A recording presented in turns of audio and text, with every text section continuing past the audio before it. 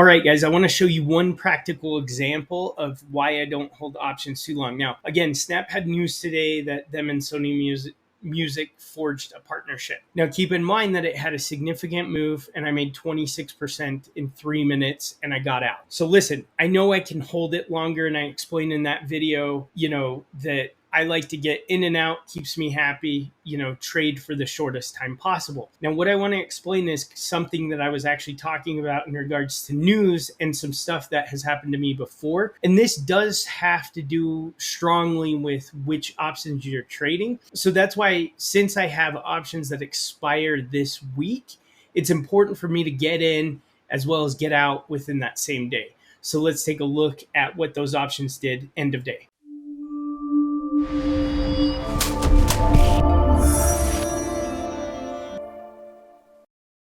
Okay, so just for reference, I bought these options at 7:46 in the morning at $1.24, and I sold them 3 minutes and 10 seconds later at $1.57. So if you look on the chart, this is where I bought in here, I bought in here and sold in here, okay, within this candle essentially. Well, keep in mind that it went up and it touched that 57 level, and look at the downtrend throughout the day. It ended up closing below where I sold. I believe I sold it like 55.75 or somewhere in that range is what I sold this morning. Well, if you go and you look at those options right now, again, they have that theta burn going, plus the stock pulled back. Again, there's probably a lot of people going, this is going to 70 on this news. This is going to 60 on this news. Whatever it is, I don't care. The whole point I'm trying to make is, this is why I trade the options the way I do, is because I limit my downside potential. If I would have held this thinking, I'm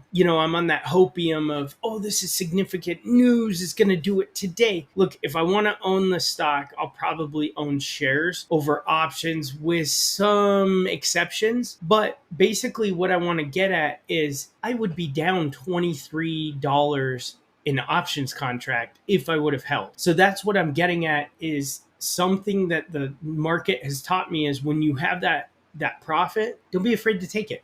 Again, even hitting singles, that's how I got from a small account to a big account. When I would sit on these options and wait too long and not get out of my position and accept the profit, accept that 26%, guess what? My account values would go down often.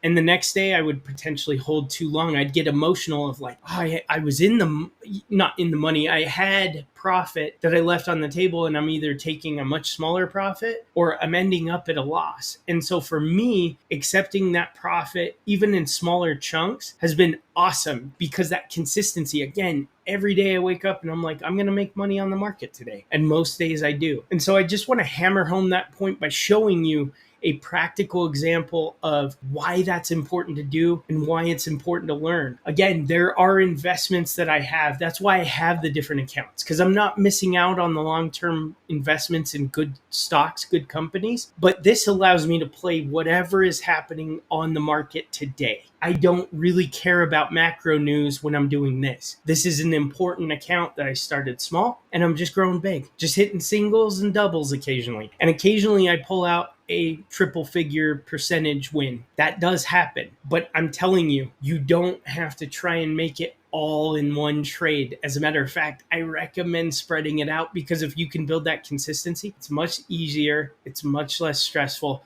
And yes, it'll require more trades and more time, but let's be honest. Most of the people who are wealthy, that wealth wasn't built in 5 seconds. They didn't get rich in a single day. They got rich over time. And I'm not discouraging you from attempting to go big on a trade. Go as big as you want. But a lot of people really don't recognize that they would do a lot better if they tried biting off more bite-sized pieces. It's like trying to build a house in a week.